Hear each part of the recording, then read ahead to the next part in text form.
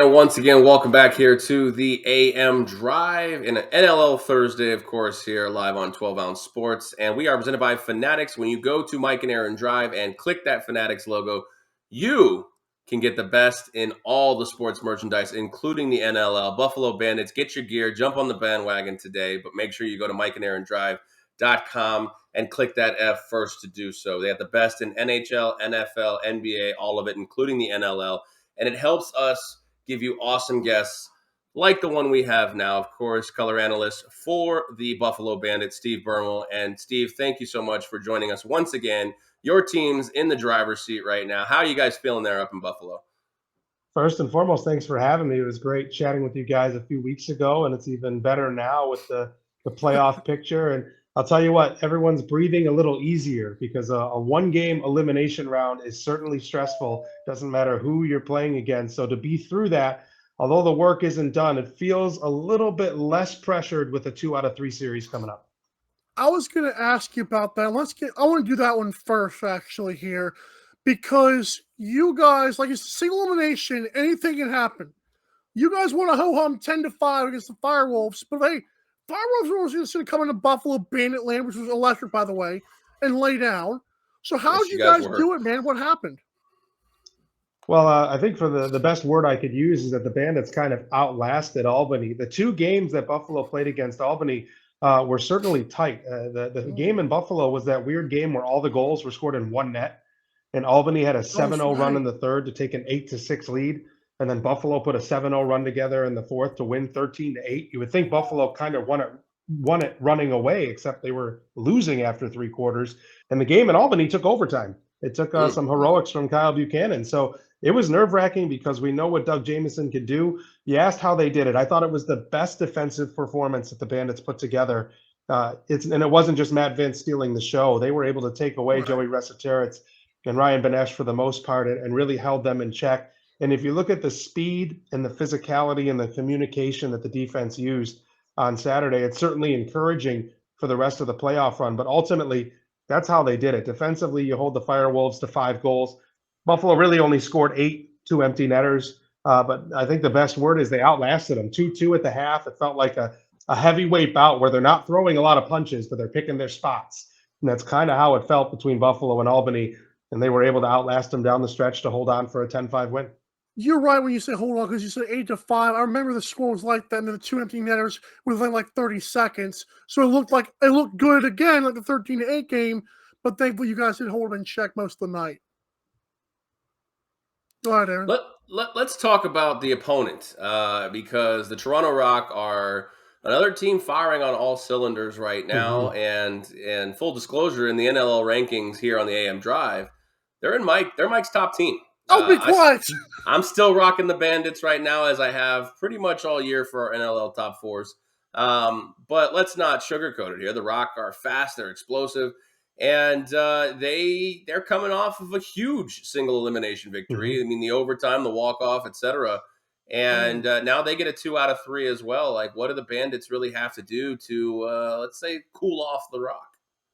Well, here's what's interesting. The Bandits have yet to play the Rock fully staffed. The first time they met in Buffalo, Dan Dawson was in COVID protocols and Tom Schreiber was at the hospital. His wife was having a baby. The second time that they played them in Toronto, Rob Hellyer didn't play.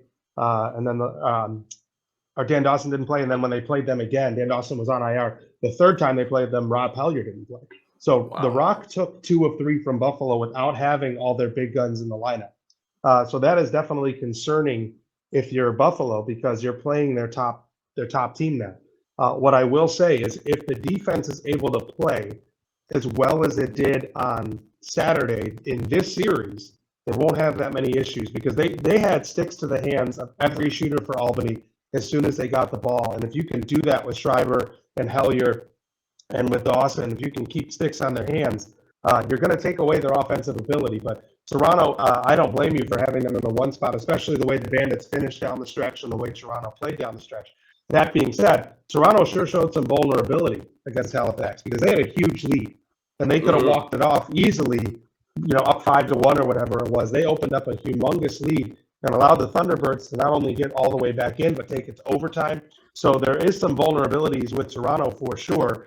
And I think that the biggest benefit Buffalo might have against this Rock team is the 2 out of 3 series, because if it's a 1-game series against Toronto, especially the way Toronto is playing, I think that there's a good opportunity for the Rock.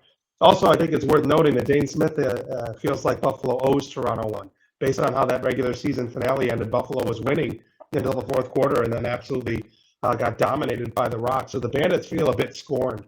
And that could be a good feather in their cap going up against this good team. I do think it's anyone's series. I personally, even being unbiased, I think the 2 out of 3 series allows the better team to rise to the top. And I think in all 3 facets, that should be Buffalo. Obviously, we'll find out once the games are played out. But Toronto's a really good team for sure. They deserve to be respected. But so is Buffalo. And I think this is going to be an absolute slugfest this series. It's going to be awesome. I agree with you. I have a question for you, Steve. Could you do us a favor and like rejoin the stream, because I think like your audio just went like to absolute hell. Absolutely. Sorry about that. No problem. Hey, Steve's great. Love the insight. And the worst part is a lot of what he said right there was absolutely incredible. Something to think about that maybe you didn't think about when you had the Rock. I mean, the Rock being in the number 1 seed right there in your NLL top 4s. But there's a caveat, like you said, like Steve said, a lot of guys missing on this Buffalo team, and the Buffalo Bandits being able to withstand the adversity of these guys out for births or injuries or COVID. I mean, it's a little bit of a vice golf clap to them to still be at the top of the standings here. We got Steve back. How's your audio sound now, Steve?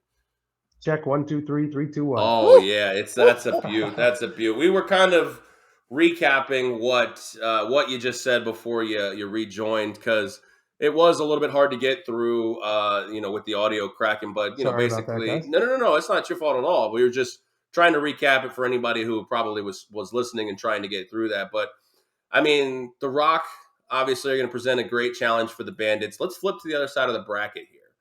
And we have Seals and we have Mammoth. The Seals were mired in such an ugly losing streak for so long, almost limped into the playoffs. Yeah, 6 straight. Lost 6 straight.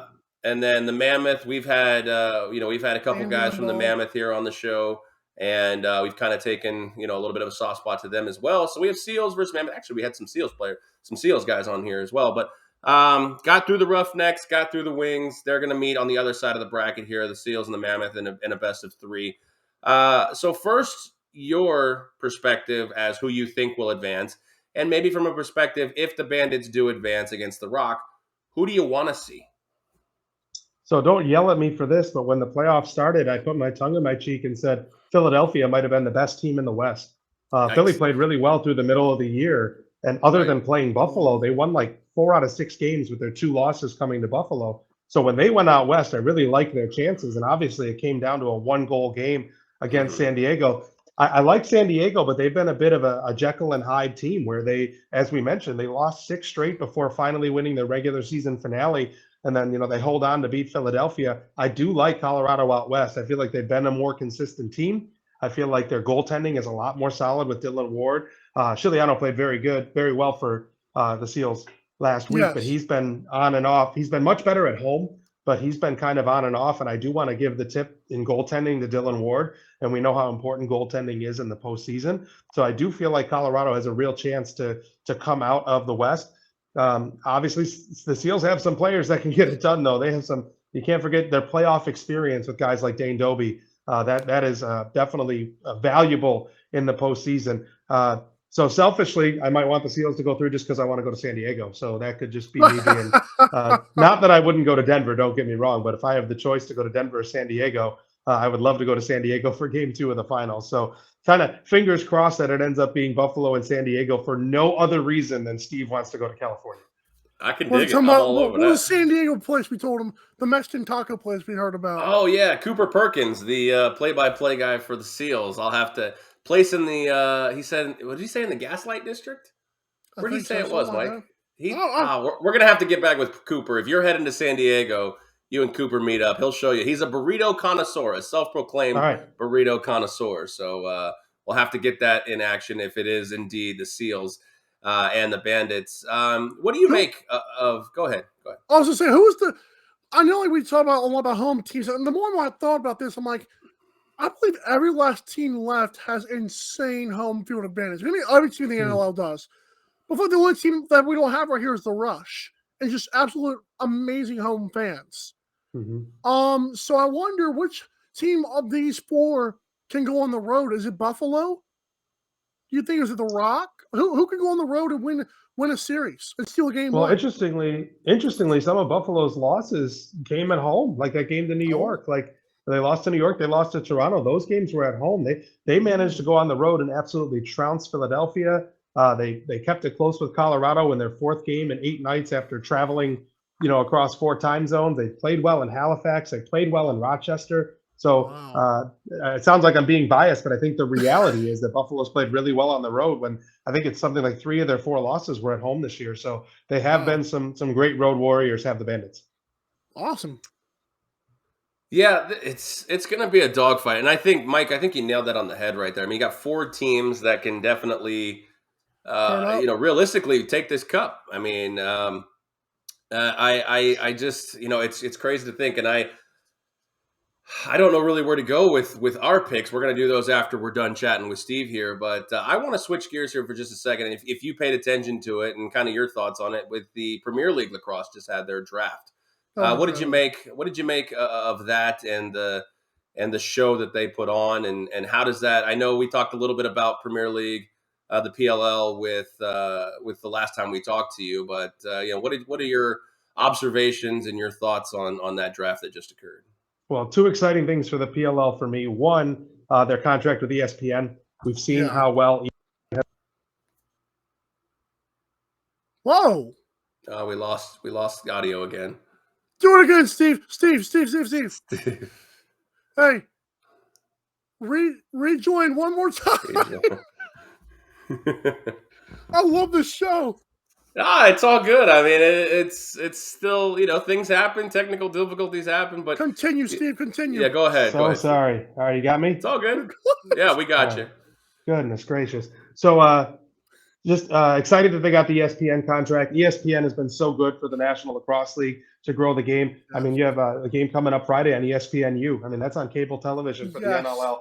And I think that's huge for the PLL as well. The other exciting thing from the draft, of course, you're excited for the guys up top and what they can bring. But St. Bonaventure's goalie, Dobson, going to Archers is going to be awesome. And it looks like he has an opportunity to start right away. He was a standout goaltender. My colleague, Randy Mearns, who does color analysis for the Bandits as well, coaches the St. Bonaventure Bonnies. It's only his 4th season since they created it as a D1 program, and they were 1 goal away from making the dance if they would have won the championship last Saturday. So just excited for him. That's just a little personal note. But also, I feel like the PLL, NLL, and ESPN collaboration might be beneficial for the whole sport of lacrosse. Having the PLL and NLL already kind of have this handshake agreement between the 2 of them, and now having ESPN kind of bring them together might further that relationship. You know what? There was a guy, I wish I remember this awesome last name. The guy who went number 1 to, I believe, the Chrome it was. Dude, he broke a record for most points in Maryland history. That's insane. Yeah, that's quite a list to be at the top of. Wakashin, something like that. Yeah, Wisnauskas. Wisnauskas. Yeah, Wisnauskas. That's right. Apologies for butchering his name. That's a good player to have. Yeah, it's going to be exciting. We might have butchered him too. Yeah, but the good news is, I mean, the Chrome go from that immediately helps them out, right? They can be a contender with a player like that added into the fold when someone can rack up that many points. So for sure. I want to wrap it up with this because I can't leave a Buffalo Bandits guy out of here without giving us 3 stars from Buffalo's season. You can include the goalie, you can include Dane Smith all you want. I need to know who you paid attention to this year that really took over the Bandits this year. Well, see, you list off the 2 guys that I had as kind of the first 2 stars. Matt Vince, not only Matt Vince, but playoff Matt Vince. Playoff Matt Vince levels up, and I don't know how. His postseason track record. Christian Del Bianco was on Twitter just saying he's the NLL GOAT, and he said, I don't just mean like in as far as goaltenders go. Like he has nothing but sustained success in the postseason. Wow. And to give up 5 goals to Albany was averaging 13 goals a game in their last 6 games coming in. He held them to 5. including stopping Ryan Benesh on a penalty shot, which you could probably give me 1,000 tries and I wouldn't be able to do that. Playoff Matt Vince. So can I give my first start of playoff Matt Vince? Maybe even more so than Yes. regular season Matt Vince. Just unbelievable. Second star, Dane Smith bounces back after getting no points against Toronto. He had 11 shots on goal, but couldn't get any points.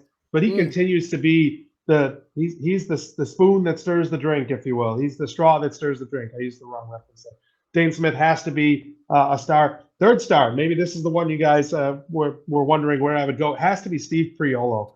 As the leader of this team, as the captain of this team, the way he played defensively last week, but also in transition, and stayed out on the floor for a bunch of offensive sets. That guy is a leader. The way he plays, the way he communicates, the way he shows up on the stat sheet. He was the heavyweight player of the game for them last week. I've watched Steve Priolo play since he came to Buffalo, and I thought that was the best game I've seen him play in his career. He was everywhere last week and deserves every bit of accolades, and I think he is just as important. And what that does, and without even trying, is naming a goaltender, a forward, and a defender. See that? The 3 stars of the team also tend to, rack up to all 3 facets of the game. I didn't try to do that. Sometimes things just have a way of working out. Do a little fantasy draft for us right there.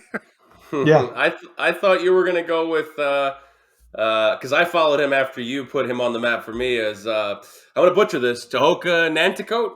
Oh yeah, Tehoka Nanticoke. Yeah, he was great. He plays bully ball. I talked to him after the game. I said, every time the ball's in your stick, you play bully ball. He goes, oh yeah, Marshawn Lynch beast mode every day.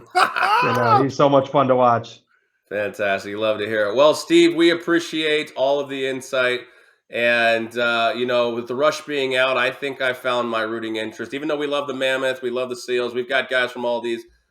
You make it fun, and I wish you the best, and hopefully you can get that awesome Mexican feast in San Diego if and when the Seals and the Bandits meet up in the NLL final here. But, again, thank you so much for taking time out of your busy schedule and chatting with us here for a little bit. Thanks for having me. Sorry for the audio issues today. A weird one, but I appreciate the time, guys. So much fun talking lacrosse. Excited for the Bandits. Excited for the game out west too. Should be a lot of fun. Absolutely. Thanks again, Steve. Thanks, guys.